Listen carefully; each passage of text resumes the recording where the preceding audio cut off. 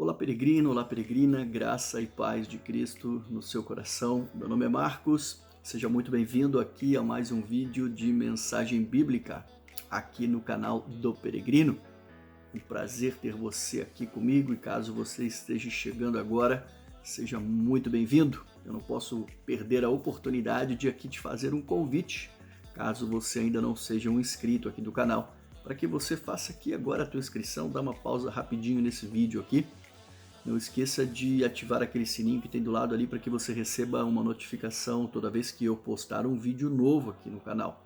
E também eu vou deixar aqui na descrição o endereço para que você possa também me seguir nas demais mídias sociais. Vou deixar ali o endereço do Facebook, do Instagram e do Twitter, ok? A mensagem que eu quero trazer aqui para trocarmos uma ideia neste vídeo é a respeito da fidelidade de Deus. Tema muito interessante e que eu quero debater aqui com você a respeito disso. Então vamos lá? Vem comigo. Quando nós então falamos a respeito de fidelidade, não há como fugir de pensarmos em alguns atributos ou comportamentos que nos levam a sermos fiéis. Até porque fidelidade é o resultado direto de alguém que é fiel. E se nós formos ao dicionário para procurar o que seria aí um significado de fiel, nós vamos encontrar aqui alguns exemplos bastante interessantes. Um deles diz o seguinte, que fiel é quem demonstra constância, é constante, é perseverante. Outro conceito seria que fiel é aquela pessoa que não trai a pessoa com quem se relaciona, principalmente quando nós olhamos aí para uma questão de um relacionamento conjugal. E por fim nós temos ali uma outra definição que fiel é algo ou alguém em que se possa confiar. E é exatamente aqui nesse ponto que eu quero desenvolver um pouco mais essa reflexão com você. A fidelidade, ela está diretamente relacionada à confiança e vice-versa. Como vimos, fiel é alguém em quem se pode confiar. Por que então não dizermos que eu confio em alguém que é fiel? Sim ou não? Para que possamos então clarear um pouco mais a compreensão dessa pergunta que eu te fiz, eu quero trazer aqui para você um exemplo de um relacionamento conjugal. Você confia ou não confia no seu parceiro? Quando eu te faço essa pergunta, inconscientemente a sua resposta vai te conduzir a refletir que se você confia, é porque ele é fiel a você. Certo? Pois bem, agora quando em um relacionamento nós temos ali no meio da história do casal um evento de traição, certamente, se não houver ali naquela situação uma restauração da parte de Deus, uma cura dessa ferida, sempre a resposta será aquela que muitas pessoas dão. Eu confio desconfiando. Não é verdade? Mas será que é possível nós confiarmos desconfiando? A verdade é que nós sabemos que não. Sempre haverá uma certa insegurança, uma dúvida, porque lá no passado houve um evento, uma história de traição. O que muitas pessoas procuram fazer é aprender a superar, a conviver, a passar por cima do passado para construir uma nova história. Tudo isso em nome do amor.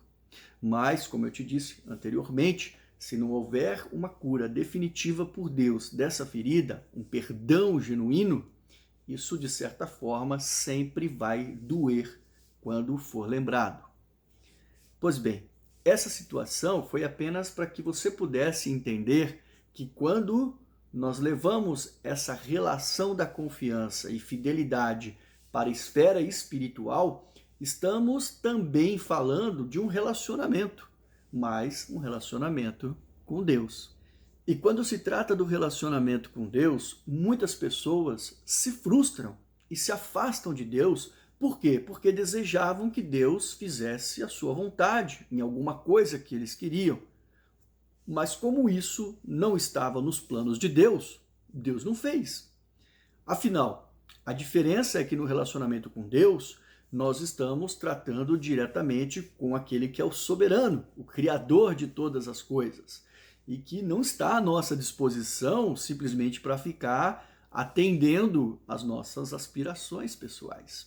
Deus pode sim realizar um sonho ou um desejo nosso, mas desde que esse nosso sonho, esse nosso desejo esteja no centro do propósito dele. Por que eu estou te dizendo isso? Por que eu fiz essas comparações? Porque tem muita gente que associa a fidelidade de Deus exatamente ao fato de Deus atender ou não a um desejo pessoal.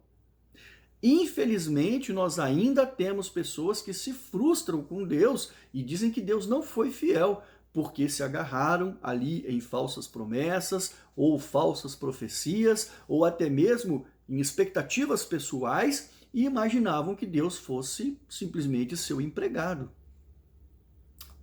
Eu lamento te informar, mas você foi enganado. As coisas não funcionam bem assim. Primeiro, você precisa saber que se aquilo que te foi prometido por alguém realmente foi uma promessa de Deus. A Bíblia, ela categoricamente nos alerta que nos últimos dias viriam muitos que falariam em nome de Deus. Por isso que você que recebe uma profecia ou então uma promessa de alguém que fala em nome de Deus, você precisa, antes de sair acreditando, submeter isso que você ouviu ao crivo da palavra. Porque senão você vai se agarrar a uma coisa que não necessariamente veio da parte de Deus. E qual é o perigo? O perigo é você se frustrar, você se decepcionar e depois você simplesmente dizer que Deus não foi fiel com você porque ele não cumpriu algo que alguém falou. Bom, e qual que é a agravante de tudo isso? A agravante de tudo isso é que, infelizmente, nós temos visto muitos cristãos que são rasos de Bíblia, não conhecem a palavra de Deus e aí acabam sendo presa fáceis de falsos profetas e acabam se agarrando em qualquer promessa vazia de bênção, porque afinal de contas, quem não quer ser abençoado? Infelizmente, profecias e falsos profetas não é um tema para esse vídeo, nós podemos falar isso em outro momento. Mas voltando aqui ao nosso assunto, o que eu quero que você entenda é que quando nós estamos falando de Deus e da sua fidelidade, isso para nós tem que ser algo inquestionável, estar acima de qualquer dúvida, de qualquer suspeita. E o princípio básico para garantir o que eu estou te falando, está escrito aqui. Agora, se você não crê, não acredita neste livro, e você também não acredita que tudo que foi escrito aqui é inspirado por Deus, então o problema não é a Bíblia, o problema é você. Não é possível ser um cristão sem acreditar fielmente na palavra de Deus. É por isso que, inclusive, você tem que tomar cuidado com aquelas pessoas que criticam a Bíblia, ou até mesmo com aquele seja lá quem for, que diga que isso aqui está ultrapassado e que ela precisa ser atualizada, precisa ser reformada. Bom, mas no entanto, para nós que estamos firmes na palavra, que cremos na Bíblia, eu quero apenas aqui te mostrar, através de alguns textos bíblicos, que sim, que Deus é fiel e que ele realmente vai cumprir na nossa vida aquilo que ele prometeu. Então vamos comigo aqui a alguns textos bíblicos. O primeiro texto bíblico que eu quero trazer aqui para nós está escrito lá em Deuteronômios, capítulo 7, no verso 9. Lá nós temos uma parte quando Moisés realizava o seu segundo discurso ao povo de Israel antes da sua morte. E lá ele disse o seguinte: portanto, saibam que o Senhor, seu Deus, é Deus. Ele é o Deus fiel, que guarda a aliança e a misericórdia até 1000 gerações aos que o amam e cumprem os seus mandamentos. Lá no livro de 1 Reis, capítulo 8, verso 56, nós temos uma fala do rei Salomão que lembra ao povo de Israel a fidelidade de Deus. Salomão lá escreveu o seguinte: bendito seja o Senhor, que deu repouso ao seu povo de Israel, segundo tudo o que havia prometido. Nem uma só palavra falhou de todas as boas promessas que fez por meio de Moisés, o seu servo.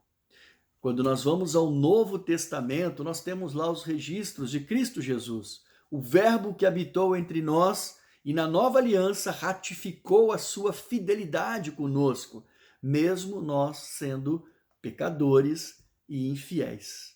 Lá em 2 Timóteo, capítulo 2, no verso 13, o apóstolo Paulo escreveu: se formos infiéis, ele permanece fiel, pois de maneira nenhuma pode negar a si mesmo. Ou seja, nós, humanos, mortais, pecadores, somos infiéis, mas Deus jamais, ele permanece sempre fiel, porque ele não pode negar a si mesmo. E o autor da carta aos Hebreus, lá no capítulo 10, no verso 23, registrou: guardemos firme a confissão da esperança, sem vacilar, pois quem fez a promessa é fiel.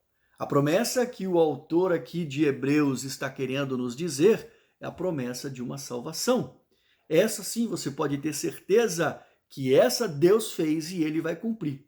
E para que você possa ter certeza do que eu estou te dizendo, eu quero ir agora com você ao último texto bíblico desse vídeo, que está lá no livro de Apocalipse, capítulo 2, no verso 10, onde está escrito o seguinte: não tenha medo das coisas que vai sofrer. Eis que o diabo, está para lançar alguns de vocês na prisão, para que vocês sejam postos à prova e passem por uma tribulação de 10 dias. Porém, seja fiel até a morte, e lhes darei a coroa da vida eterna.